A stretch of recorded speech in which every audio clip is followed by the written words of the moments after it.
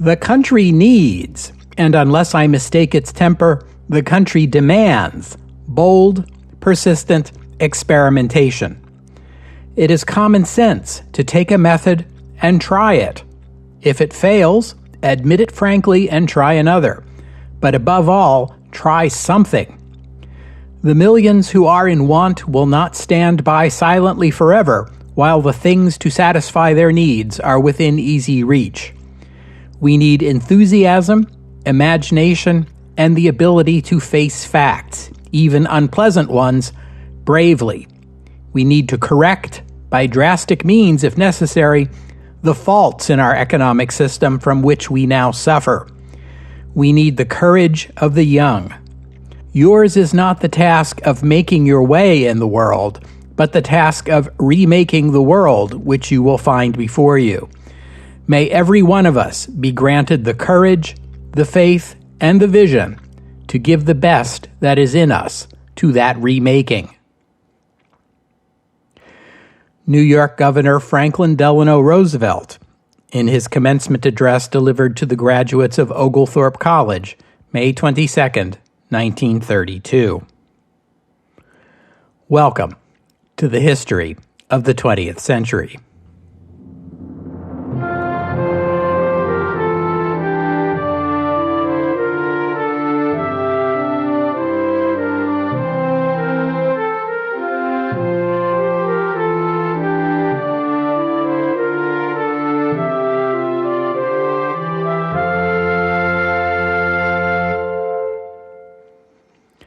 Episode 279, Persistent Experimentation. Franklin Delano Roosevelt was born on January 30th, 1882, in Hyde Park, New York, a town in the Hudson Valley.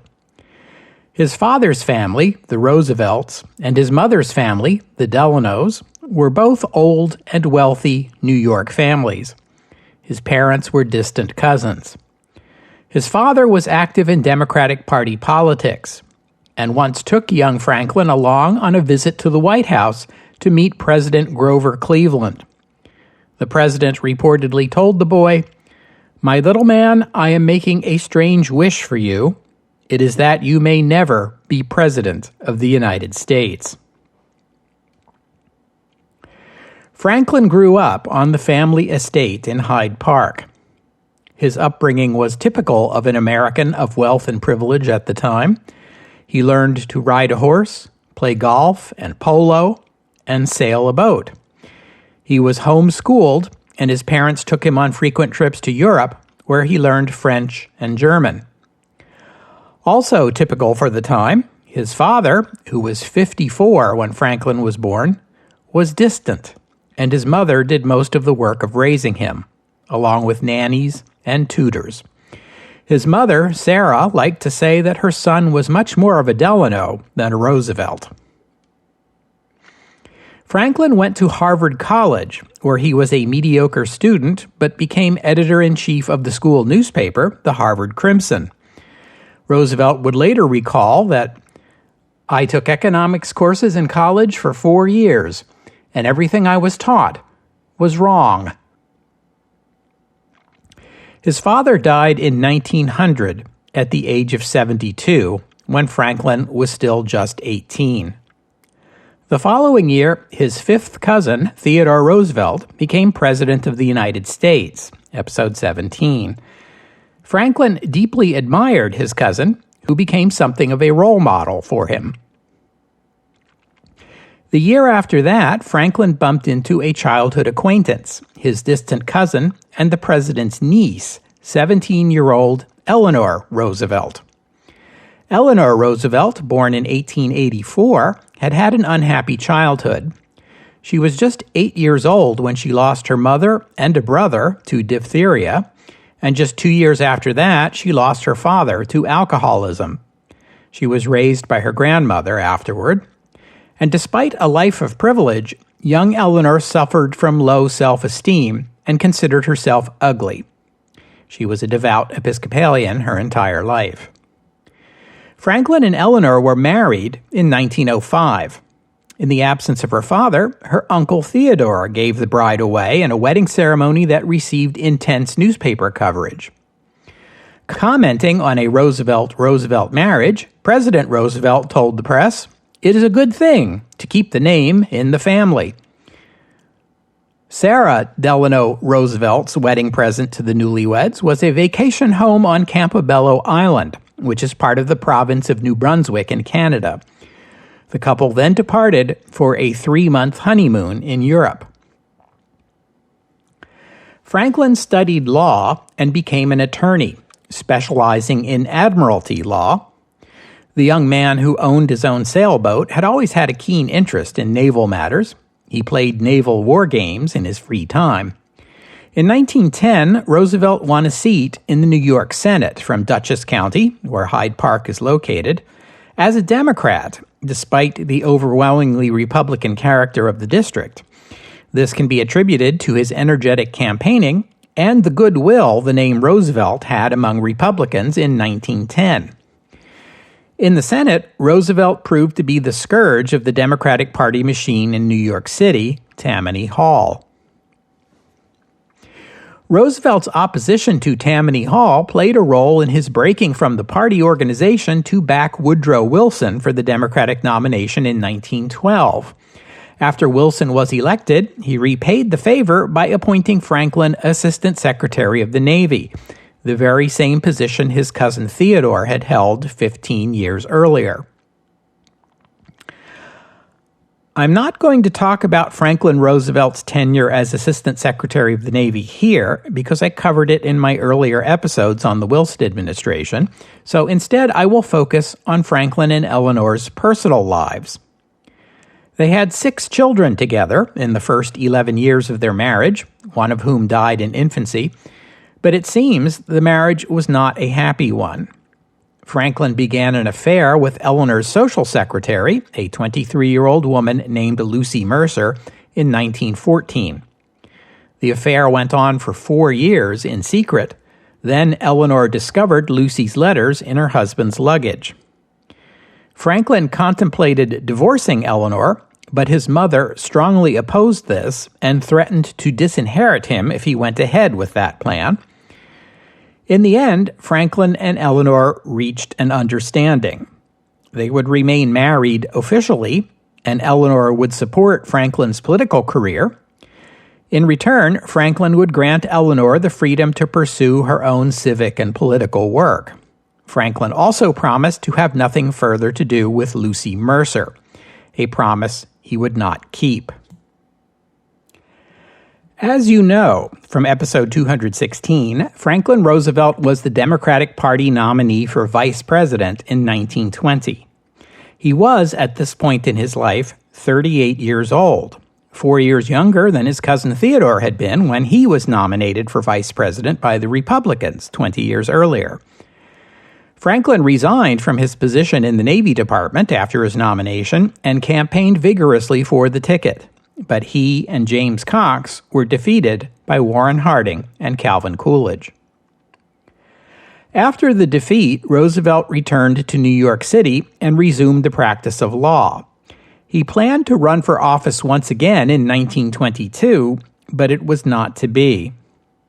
During a summer vacation trip to the house on Campobello Island in 1921, Franklin Roosevelt fell ill with what proved to be polio. Now, I will ask for your patience for a moment while I hit pause on the narrative of the life of Franklin Roosevelt to explore the topic of polio. The first half of the 20th century saw a sharp rise in cases of polio, especially in the advanced nations of Europe and North America, and it became perhaps the most feared illness of the era. So let's explore how this happened. The proper name of the disease is poliomyelitis, but in everyday speech it gets shortened to simply polio, and that's the name I'm going to use. Polio is an infectious disease caused by an enterovirus. Humans usually contract polio by swallowing the virus, generally via contaminated food or especially contaminated water. It is believed that the disease has existed for thousands of years, but it was not identified as a distinct condition until 1789. The Austrian immunologist Karl Landsteiner demonstrated in 1909 that polio was caused by a virus. That was a valuable contribution to medical research, although Landsteiner is today better remembered for his earlier work in identifying the human blood groups, A, B, AB, and O, in 1901, which made it possible for the first time to perform blood transfusions safely. This earned him the 1930 Nobel Prize in Medicine. The polio virus is highly contagious. In traditional societies, most people contracted the disease as young children when it is relatively safe and were afterward immune to the virus. Young children seldom experience symptoms during a polio infection, and most of those who do get sick suffer no more than a few days of flu-like symptoms. Paralysis and death are rare. The 19th century, though, saw great advances in the provision of clean water and sanitation to modern societies in Europe and North America. These advances provided many health benefits. They reduced the incidence of many diseases, lowered infant mortality, and extended lifespans. Ironically, though, they made polio more dangerous.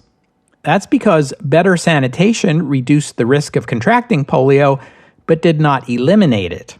Instead of contracting the disease in early childhood, it became more common in these societies to contract it in later childhood, or adolescence, or even adulthood, as was the case with Franklin Roosevelt. That's unfortunate because polio is a much more serious illness in older children and adults. Notably, the polio virus will sometimes reach the spinal cord, especially the motor neurons we use to move, which can lead to temporary or permanent paralysis. In young children, paralysis occurs once in every 1,000 cases and is often temporary and restricted to one limb. But even in those cases, permanent nerve damage may impair muscle and bone development, and the child may grow up with a limp or a malformed leg and needing a crutch or leg brace to walk. In older children and adults, paralysis is far more common, as frequent as 1 in every 75 cases. It is more severe and more likely to be permanent. The patient begins the illness with a headache and fever, and within hours begins to lose motor control over their legs. As the virus creeps up the spine, patients might lose control over their torsos and arms. The paralysis might fade away in a few weeks, or it might be permanent. In the worst cases, patients lose the ability to breathe and suffocate. By the early 20th century, polio outbreaks were becoming a fact of life in the more advanced regions of the world, usually in the summertime. The United States experienced a severe one in 1916, which killed more than 6,000 Americans. In New York City, which was especially hard hit, movie theaters and swimming pools were closed and the public warned not to go to the beach or drink out of public water fountains. Households in which a family member contracted the disease were quarantined, and brightly colored warning signs posted on the front door to warn off prospective visitors. The names and addresses of polio patients were published in the newspapers. There were no effective treatments for polio. If a loved one contracted the illness, all you could do was send them to bed and hope for the best. In 1928, a team at Harvard Medical School, led by an engineer named Philip Drinker, invented what came to be called the iron lung. This was a large metal cylinder with a bed inside. The patient would be placed on the bed and sealed inside the cylinder with only their head and neck extending through an opening at one end. Air pressure inside the chamber would cycle down and back up again, causing the patient's lungs to expand and take in air, then contract and release it, keeping the patient breathing until they regained motor control, days or weeks later. In some cases, patients never regained the ability to breathe on their own and were stuck inside the iron lung for the rest of their lives.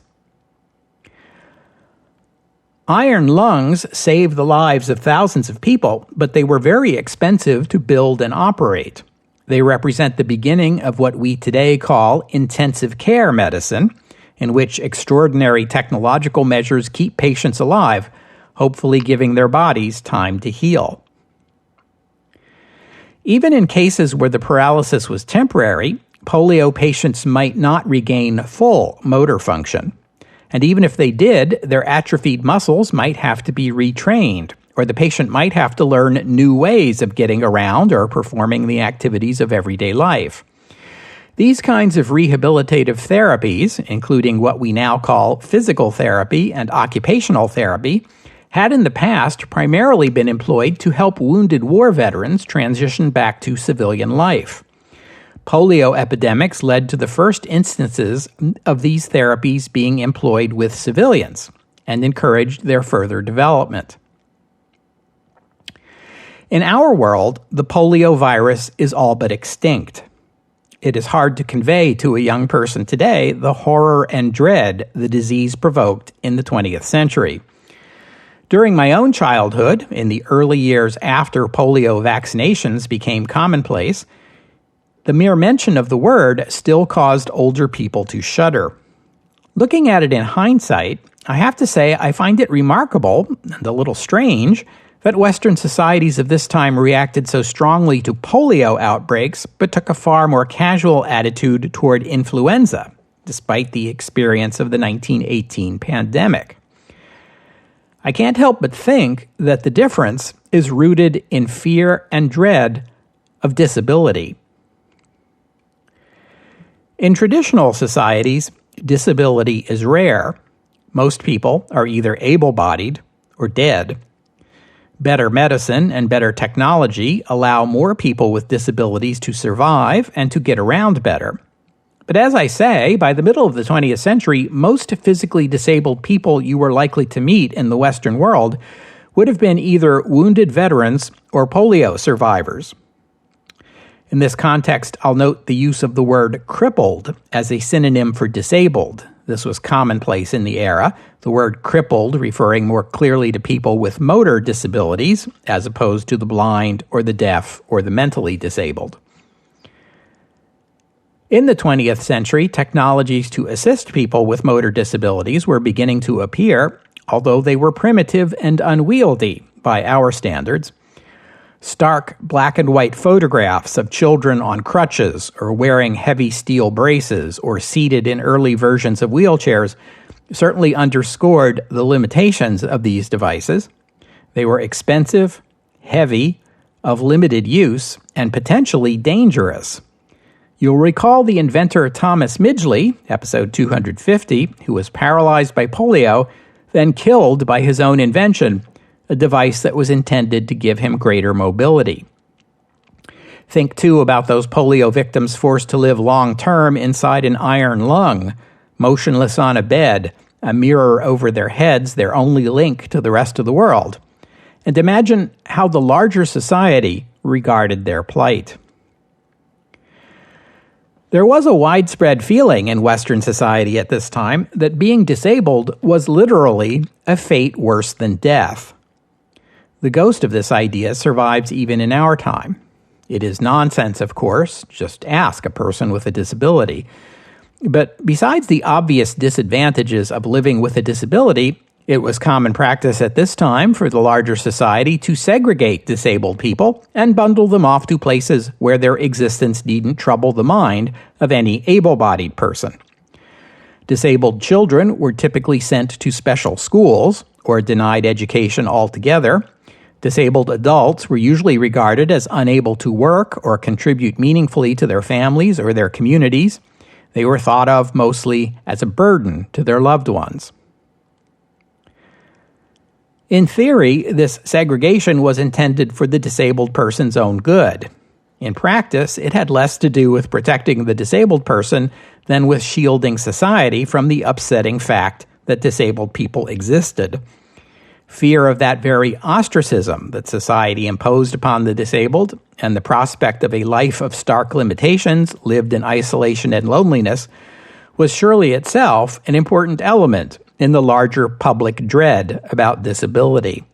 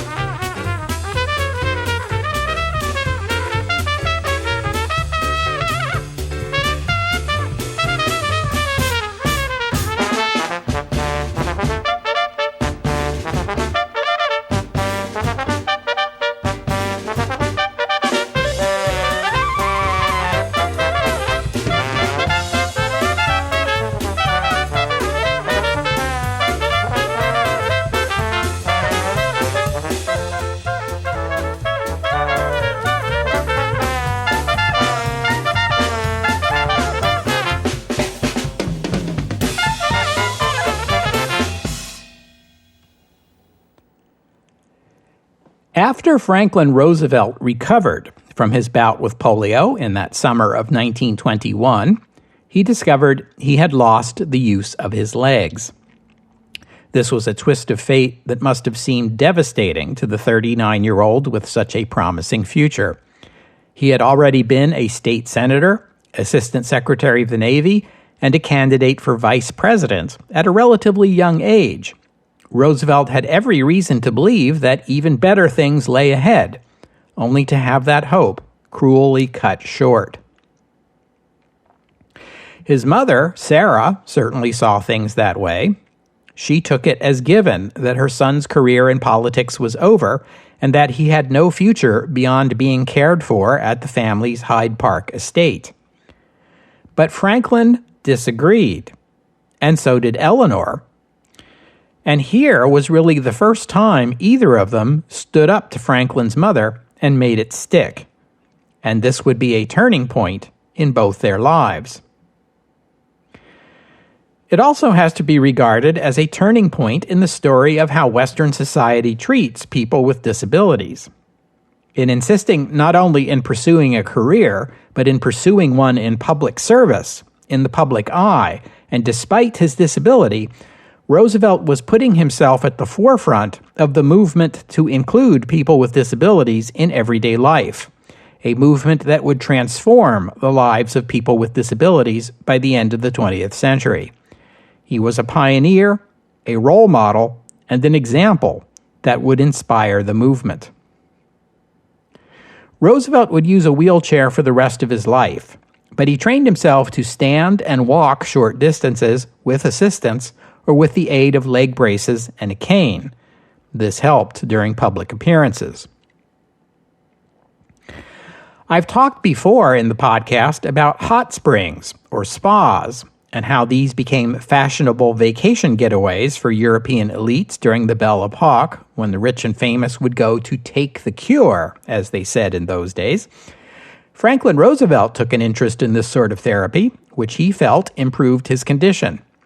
In the first decade or so of his disability, he even held out hope that warm baths might lead to a cure for his paralysis. Roosevelt's spa of choice was Warm Springs, Georgia, where he would purchase a small home and make frequent therapeutic visits for the rest of his life. And, as is well known, though most photographs of Franklin Roosevelt from this time forward show him seated, photographs of him in a wheelchair are rare. Roosevelt strove to avoid being photographed in a wheelchair because he thought it was bad for his image. Some of Roosevelt's critics, and he has many critics, argue there was something dishonest about this, that the American people were kept ignorant of his true physical condition. This is not true.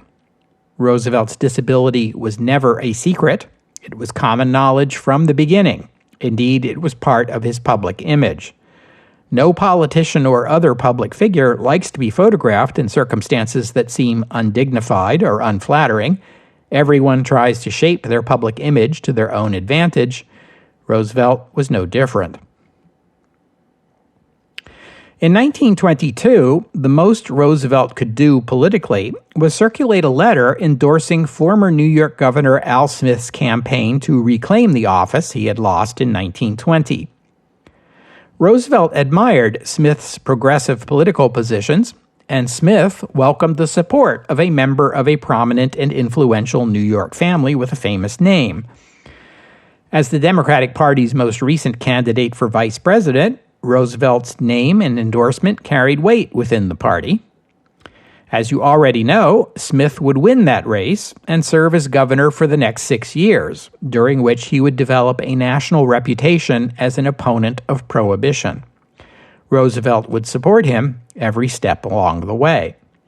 Roosevelt gave the speeches putting Smith's name into nomination for president at both the 1924 and 1928 Democratic National Conventions.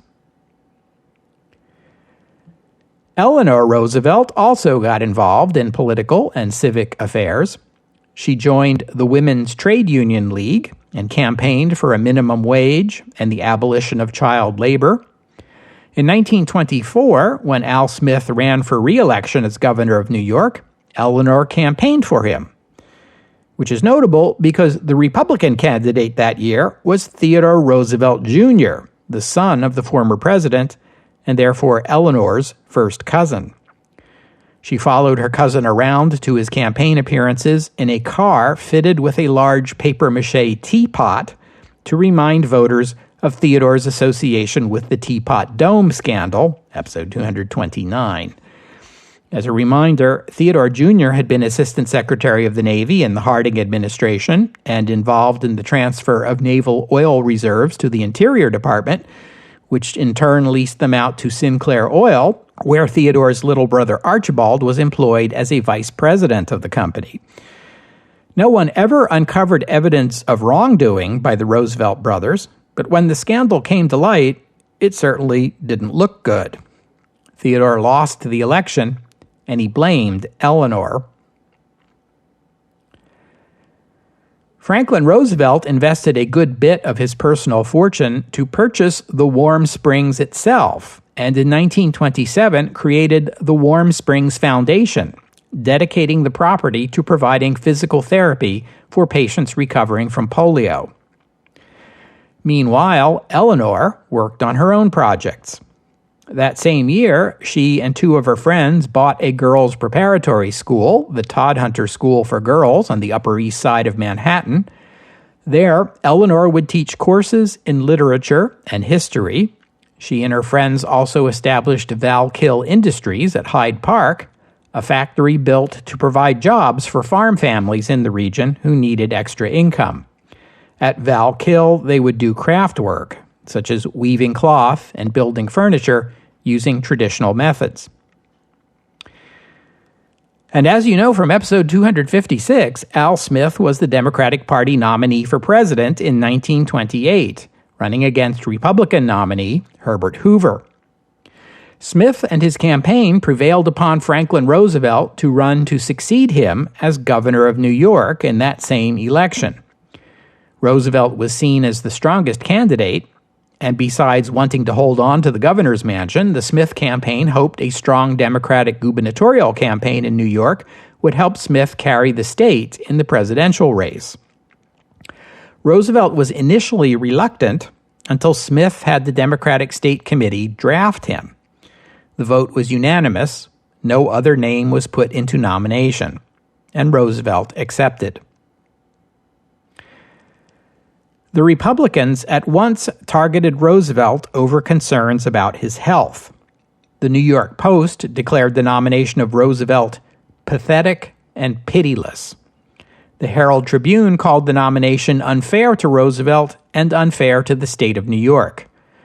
Governor Smith responded on Roosevelt's behalf, saying, "The governor doesn't have to be an acrobat."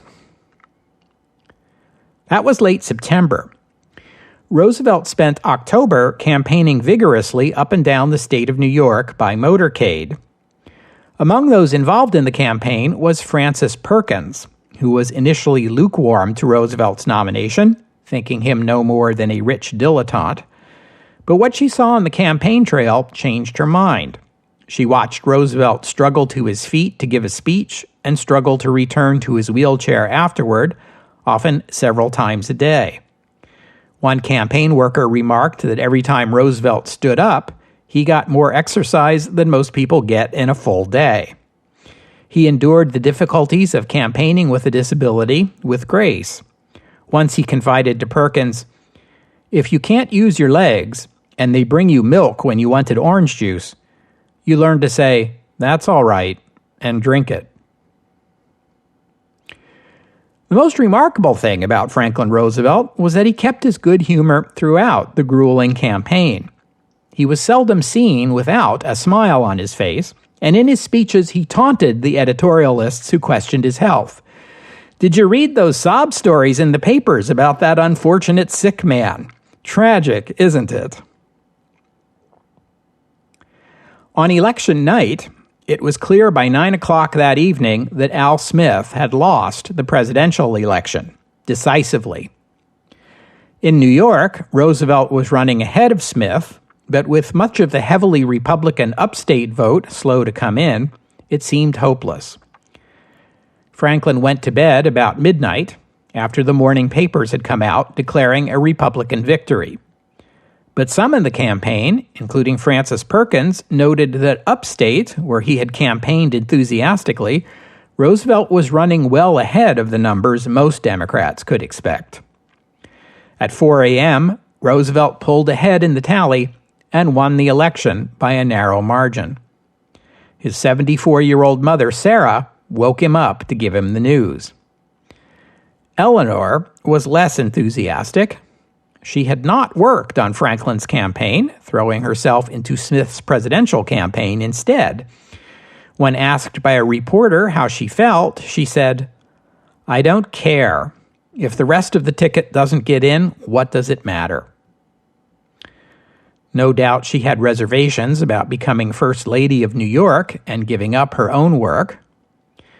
But that wasn't how it would turn out. Franklin and Eleanor Roosevelt would continue their unique partnership. Franklin would never ask Eleanor to give up anything that mattered to her, and in return, she would support his political career as far as she could while still pursuing her own priorities. She split her time between Albany, where she played hostess at the governor's mansion, and New York City, where she taught at the school. During Franklin's years as governor, Eleanor would earn as much on her own as Franklin made from his public salary, and she continued to out-earn her husband even after he became president. Speaking of which, on the day of Franklin's inauguration, January 1st, 1929, the New York Times was already speculating about Roosevelt as a possible 1932 Democratic presidential candidate.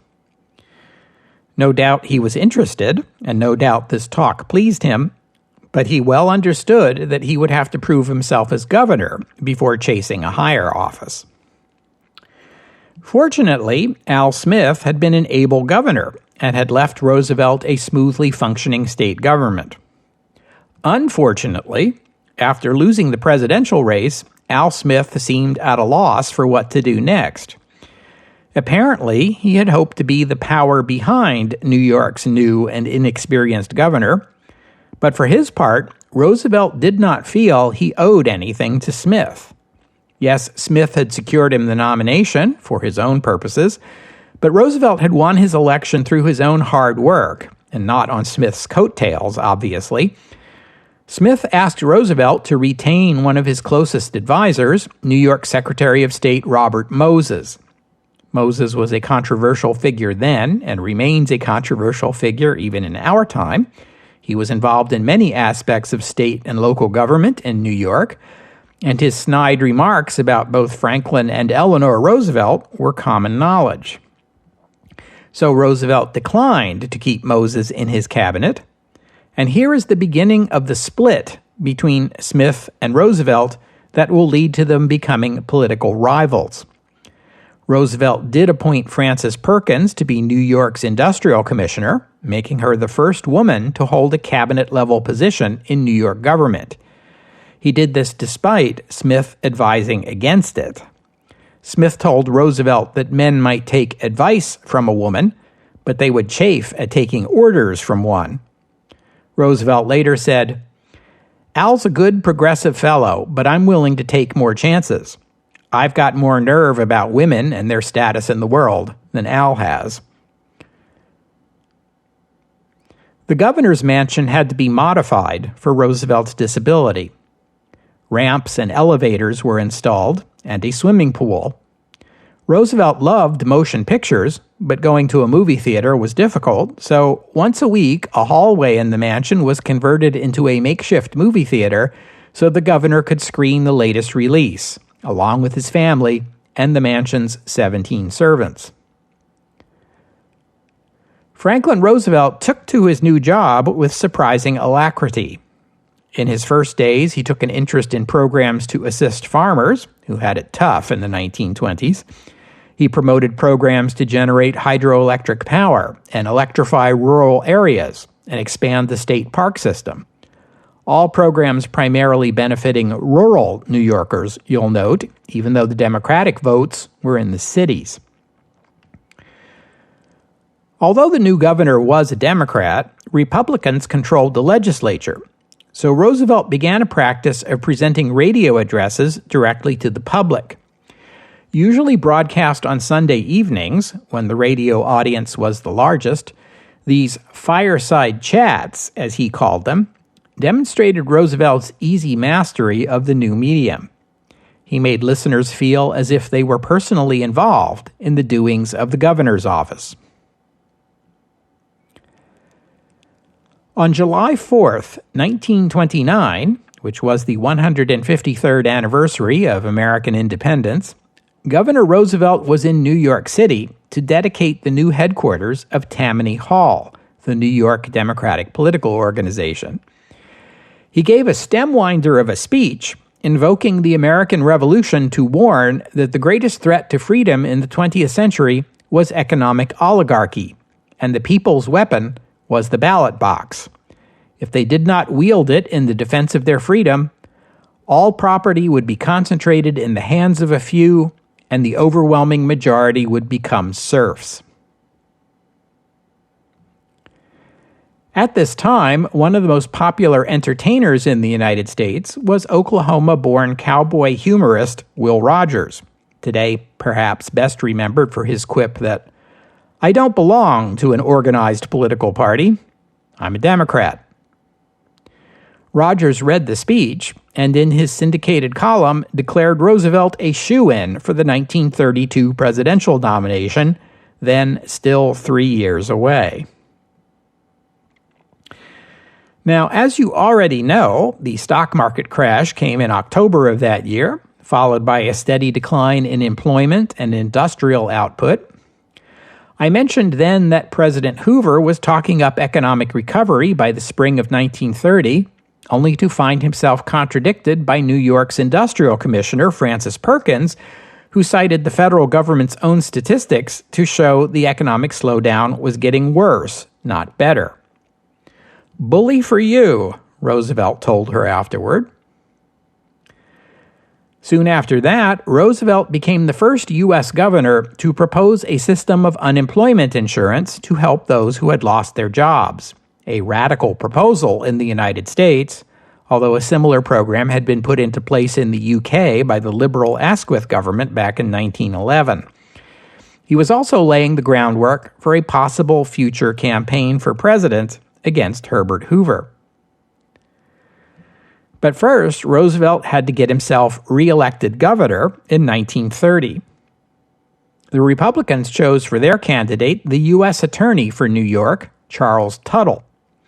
Tuttle had made his name prosecuting political corruption in New York's Tammany Hall, and the Republicans did their best to make Democratic corruption the centerpiece of the campaign. But Roosevelt talked about jobs. He talked about the need to introduce unemployment insurance and pensions for older Americans and relief programs for the hard-hit American farmer. Late in the campaign, Herbert Hoover brought up the heavy guns. He sent to New York his Secretary of State, Henry Stimson, Secretary of War, Patrick Hurley, and Undersecretary of the Treasury Ogden Mills to campaign for Tuttle. They gave speeches across New York criticizing Governor Roosevelt for doing nothing to prosecute political corruption in New York City.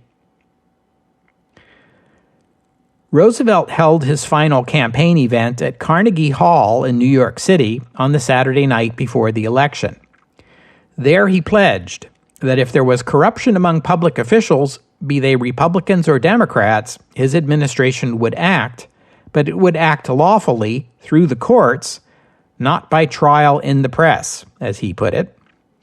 Of Stimson, Hurley, and Mills, Roosevelt noted that Hurley was an Oklahoman, so what did he know of New York? As for Stimson and Mills, they had both run for governor of New York themselves, and both had been defeated. The people did not believe in them or their issues then, and they will not believe in them or their issues now. The result was a Democratic landslide, with Roosevelt leading the ticket. He took 56% of the statewide vote and carried 48 of New York's 62 counties. The Democrats swept the statewide offices and took control of both houses of the New York legislature. And the path was now clear for Franklin Roosevelt to run for president. But that is a story for next time. We'll have to stop there for today. I thank you for listening, and I'd especially like to thank Eric and Todd for their kind donations, and thank you to Frank for becoming a patron of the podcast. Donors and patrons like Eric and Todd and Frank help cover the costs of making this show, which in turn keeps the podcast available free for everyone. So my thanks to them, and to all of you who have pitched in and helped out. And if you'd like to become a patron or make a donation, just visit the website, historyofthe20thcentury.com, and click on the PayPal or Patreon buttons. The podcast website also contains notes about the music used on the podcast. Sometimes it's my own work, sometimes it's licensed, but most times the music you hear here is free and downloadable. So if you hear a piece of music on the podcast and you're curious and would like to know more about it, including the composer, the performers, and a link to where you can download it, that would be the place to go. While you're there, you can leave a comment and let me know what you thought about today's show. And I hope you'll join me next week here on the History of the 20th Century as we continue this story into the pivotal U.S. presidential election of 1932. While signs of economic recovery were appearing in Europe, in the U.S., everything was only getting worse. The incumbent president called for patience. His challenger called for a New Deal. That's next week, here on the History of the 20th Century. Oh, and one more thing. I mentioned that Roosevelt had purchased the Warm Springs in Warm Springs, Georgia, and set up the Warm Springs Foundation to operate the springs as a therapy site for people with paralysis from polio, and that he had bought himself a house in Warm Springs, and he went there frequently for therapy. He would continue to visit Warm Springs regularly for the rest of his life. Georgia became something of a second home to him, and Georgians embraced him like an adopted son. The governor of Georgia endorsed Roosevelt for president even before his gubernatorial re-election in 1930. In 1938, the Warm Springs Foundation was reorganized as the National Foundation for Infantile Paralysis, and its fundraising campaigns went nationwide. The foundation solicited large numbers of small donations, pioneering what we today would call crowdsourcing. For a mere 10-cent donation, the foundation would send you a lapel pin to wear proudly. This inspired comedian Eddie Cantor, who volunteered his services for a nationwide radio program promoting the foundation, to dub it the March of Dimes. This was a play on The March of Time, a well-known newsreel series of the day, produced in cooperation with Time magazine. And I guess I should add, for the benefit of my overseas listeners, that here in Canada and the United States, we call our 10-cent coins dimes, hence the March of Dimes. The foundation became known primarily by that nickname, and it would take a while, but they would eventually give in and change the name officially in 1976. And although I'm getting a little ahead of myself here, I'll note that soon after Roosevelt's death in 1945, Congress passed legislation to put his image on the U.S. 10-cent coin, the dime. The first dimes with Roosevelt's profile on them were produced in 1946. His image is still on the U.S. 10-cent coins in our day.